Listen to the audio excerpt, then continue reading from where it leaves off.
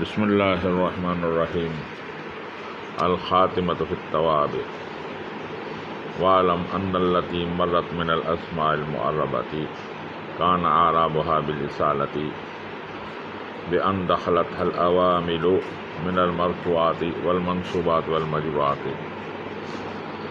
بھائی ہم جو ہیں اسم معرب کا ذکر پڑھ رہے ہیں۔ یہ پہلے بتا کے آیا تھا کہ اسم معرب میں 3 مقاصد ہوں گے اور ایک خاتمہ۔ مقصد اول میں ہم نے مرفوعات پڑھے، مقصد ثانی میں منصوبات پڑھے اور مقصد ثالث میں مجرورات پڑھے۔ اب خاتمہ بیان کر رہا ہے۔ الخاتمۃ فی التوابع، یہ خاتمہ ہے توابع کے بارے میں۔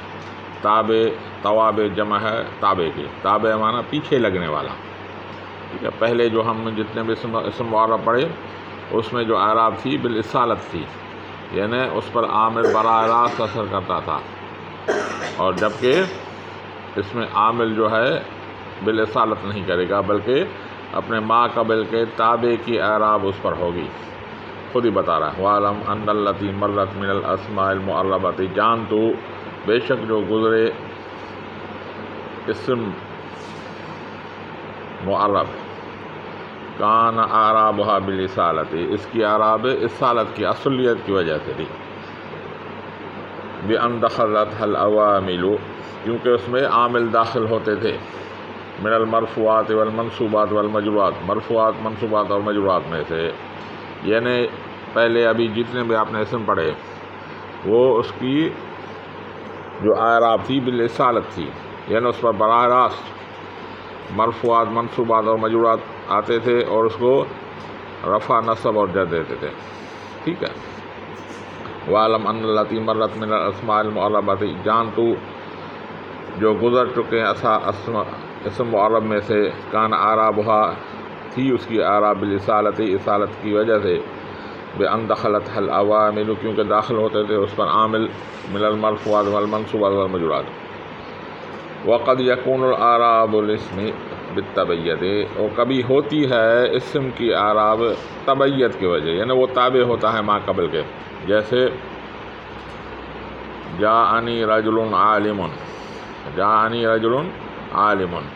اب رجل پہ اعراب بالاصالت ہے اور عالم پہ بالتبعیت ہے، یعنی کیونکہ رجل پہ مرفوع رفع ہے تو اس پہ بھی رفع ہے، ٹھیک ہے۔ وقد یکون الاعراب، اعراب الاسم کبھی ہوتی ہے اعراب اسم کی بالتبعیت ما قبل ہی، جو اس کے پہلے ہے، ویسمى تابع، اس کو تابع بولا جاتا ہے۔ کیوں بھائی، کیوں تابع بولا جاتا ہے؟ لأنہ یتبع ما قبلہ من الاعراب، لأنہ یتبع ما قبلہ فی الاعراب، کیونکہ یہ تابع ہوتا ہے جو اس کے ما قبل ہے اس کی اعراب کی تابع ہوتا ہے، جو ما قبل میں اعراب ہوتی ہے وہ اس پر اعراب ہوتی ہے۔ اب اس کی تعریف خود کر رہا ہے، وَهُوَ كُلُّ ثَانٍ مُعْرَبٍ، ہر دوسرا جس پر اعراب دی گئی ہے، بِاعْرَابِ السابق ہی، جو اعراب اس کے پہلے والے پر ہے، من جہت واحدۃ، جو ایک ہی جہت میں سے ہو،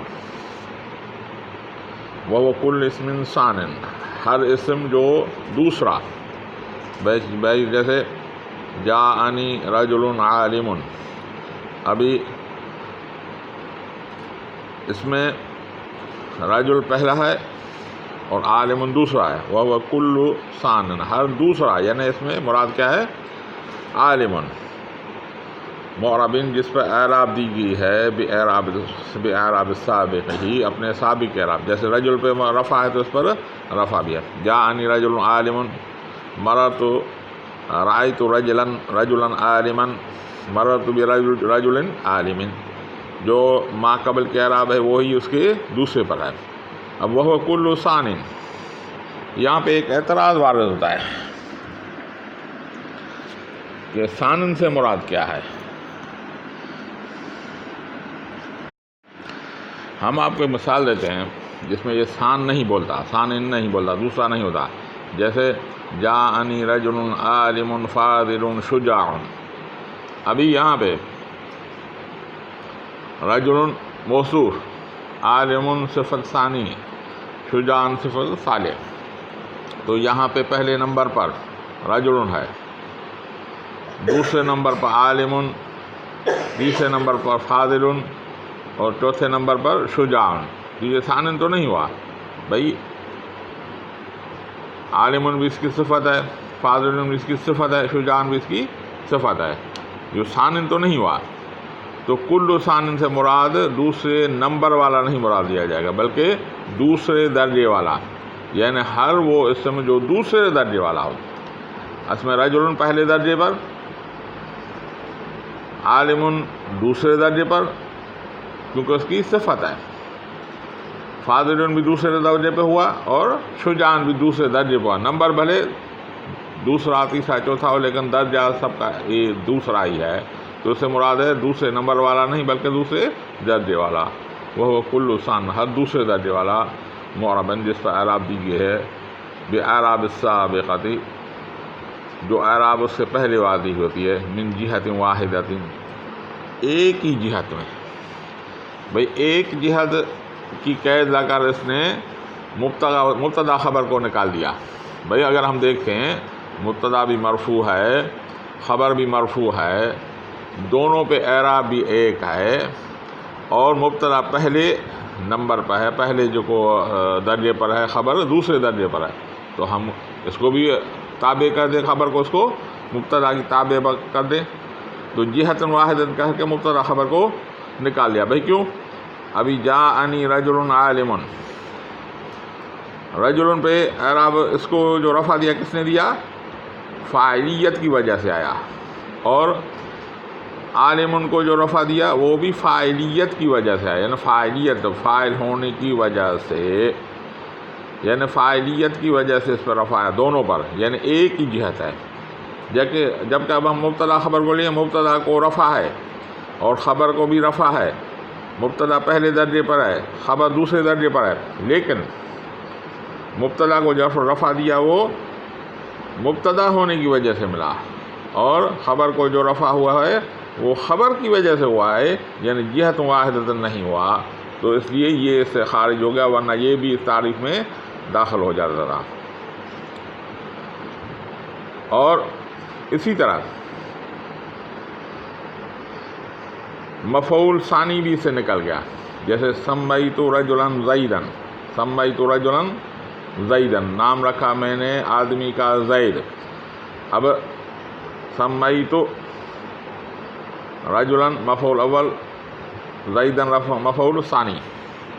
اب ہم یہ بولیں کہ مفعول ثانی جو ہے وہ کل ثانن ہے، تو اعراب بھی ایک ہی جیسی ہے، تو یہ بھی جہت واحد خارج ہو گیا، کیونکہ بھائی سمیت رجلا، رجلا پر اعراب مفعولیت اولیت نے دیا، اور زیدن پہ جو نصب دی ہے وہ مفعولیت ثانی نے دی ہے۔ رجلن پہ نصب جو دی ہے مفعولیت اول نے، اور زیدن پہ مفعولیت ثانیت کی وجہ، تو جہت واحدۃ نہیں ہوا، تو جہت واحد سے دو مفعول ثانی کو بھی نکال دیا اور خبر کو بھی نکال دیا۔ وهو كل ثاني معرب بإعراب سابقة من الجهة واحدة، ہر ایک دوسرا جس پر اعراب دی گئی ہے وہ اعراب جو پہلے کی ہے من جہت واحد، ایک ہی جہت میں۔ والتوابع خمسة أقسام، النعت وعطف بحرف والتاکید والبدل وعطف بیان۔ بھائی توابع پانچ ہیں، پانچ قسم پر ہیں۔ نعت یعنی صفت، اس کو صفت بھی بولی جاتی ہے، موصوف بولا جاتا ہے، موصوف صفت بولا جاتا ہے۔ عطف بحرف، تاکید، بدل اور عطف بیان، یہ پانچ ہیں۔ انشاءاللہ تعالی ہر ایک میں سے بحث آتی رہے گی۔ واللہ اعلم بالصواب۔